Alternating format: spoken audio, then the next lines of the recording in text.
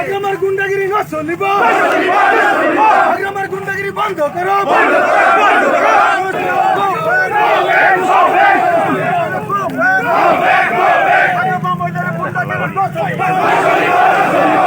थांनाय मोनाबिलियाव जि जोंनि इउपिपिएल दलनि आफादगिरि प्रमद बर'नि सायाव जि माने हाग्रामा बाहिनीनि जि गुन्डागिरिफोरा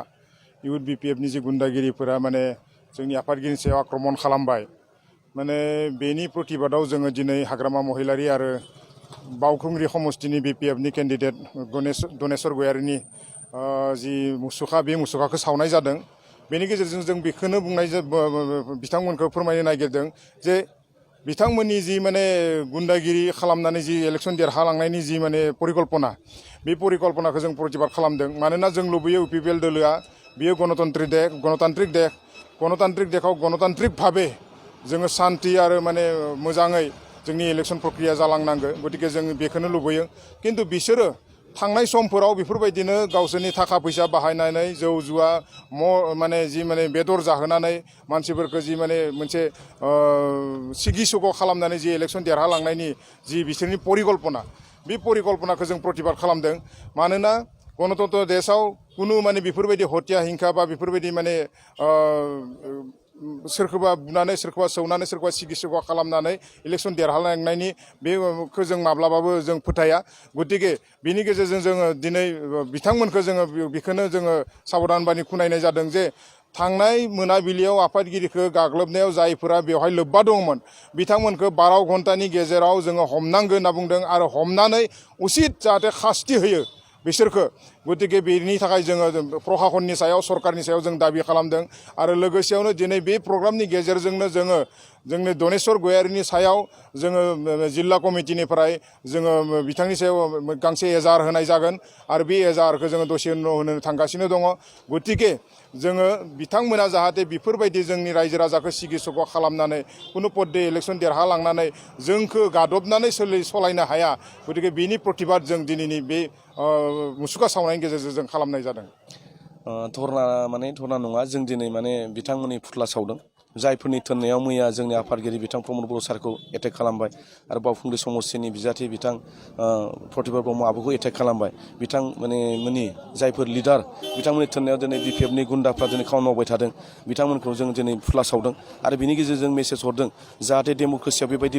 जाया दिनै लासिं खोथा जुदि माने जोंनि आफादगिरि बिथांखौ एटेक खालामदों गाबोन सोरनिखौबो एटेक खालामगोन आरो थिग তেনেকৈ जुदि खालामबाय थायोब्ला मोनसे माने एरियायाव मोनसे गोजोन थासारि फैनाय नङा जों बे बुस्थुखौ लुबैयाखै आरो भुलावबो जाहाथे बे बुस्थुआ जाया नंखायनो जों दिनै बिनि गेजेरजों रायजोफोरनो मेसेज होदों आरो बिथांमोना जिखिनि खालामदों मैया जिथु आफादगिरिखौ एटेक खालामनाय बिथांमोननि टारगेटआ जाहैबाय मा बिथांमोना गोसोआ बायदों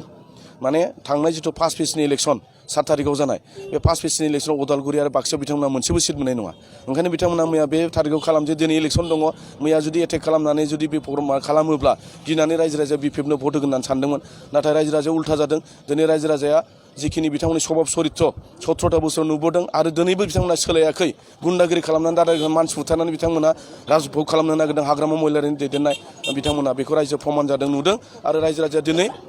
जोंनि इउपिपिएलनो बांसिन भट होगोन आरो जोङो बे मोननै डिस्ट्रिक्टनि जिखिनि बिजाथि गासैबो जों देरहागोन होननानै आसा खालामनो हायो बेयावथ' सोरनि आखाइ दं माने बेयावथ' बेलेग माने अपोजिसनथ' गैया बिजेपिया मानो खालामनो बिजेपिया खालामा बाहाय एआइइउडिएफबो खालामा कंग्रेसआबो खालामा डाइरेक्टआव हाग्रामायानो खालामनांगोन बिपिएफआनो खालामगोन बिपिएफनि इउथनि एक्सपिएलटि माने इउथ बिपिएफसोनो खालामगोन बावहाय सोर दङ थांनाय 17 बोसोराव मानसि बुथारनाय सोरखौबा धमखि होनाय सोरखौबा बुनाय दादारि खालामनाय सोर खालामदों बिपिएफआनो खालामहोदों आरो मैयानि जाथायावबो बिपिएफआनो जरित दं बिपिएफआनो खालामदों बेखौहाय माने सोंनानै माने बिनि एन्सारानो बेनो बिपिएफआनो खालामदों बाहाय कुनु रावखौबो सन्देह खालामनांगौ खोथा गैया आरो बिथांमोना दिनैखौ टारगेट खालामदोंमोन नाथाय दिनै बिथांमोना नेगेटिभसो जानानै फैदों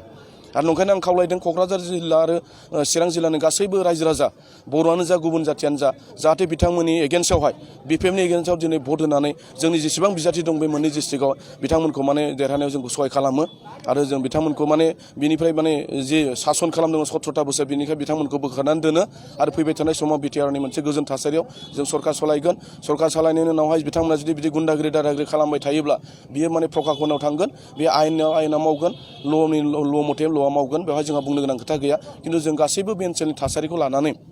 जोंनि गुबुन गुबुन जातिफोरनि खामानि मावनांगौ दङ बर'फोरनि खामानि मावनांगौ दङ बे ओनसोलखौ मोनसे गोजोन थासारि लाबोनानै गुबुन गुबुन देवगानाय स्टेटफोर बायदि जों माने दावगालांनांगोन बिटिआरखौबो जों मोनसे गोजोन थासारि मोनसे दावगानाय माने एरिया खालामनानै लानांगोन जाहाथे जोंनि बिटिआर ओनसोलखौबो गुबुन गुबुन जायगानिफ्राय फैनानै नायनो गोनां जायो आरो बे मोनसे आदर्श जानानै जायो गुबुन जायगायाव बेखौ जोङो खालामलांनांगोन बिनि थाखायनो आं खावलायदों जे दिनै स्पेसियेलि आं खावलायहरबाय मोननै डिस्ट्रिक्टनि रायजो राजा बिथांमोनखौ जाहाथे बिपिएफनि एगेन्स्टआव गासैबो भटखौ जोंनि इउपिपिएलनो होयो आरो गासैबो बिजाथिफोरखौ देरहाहोयो